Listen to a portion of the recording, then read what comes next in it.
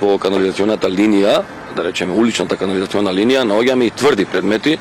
кои што не можат да влезат преку WC школката, туку тоа би го нарекол вандализам. Значи ставаат во шахтите, отвараат капаци и ставаат тврди предмети кои што треба да бидат фрлени, нели,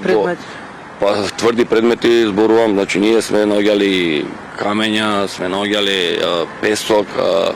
сме наоѓали и коски од животни, да речеме, нели, независно, мислам, не би сакал да спомнам и не знам, глави од од јагниња, тоа е веќе на некој начин вандализам, значи фрлање е она што не треба да се фрли. Инаку по домовите пак реков дека пред се од невнимание, нели, може се да падне во WC шолјата, но би требало да се внимава она користењето на памперси, на влошки, нели, и влажните марамчиња. Мислам дека тоа е веќе намалено, ние неколку пати постојано уствари за тоа зборуваме и, нели, апелираме да не се фрла ништо. Во моментот можам да кажам дека со влажните марамчиња имаме најголем проблем, затоа што тие, рековме, се од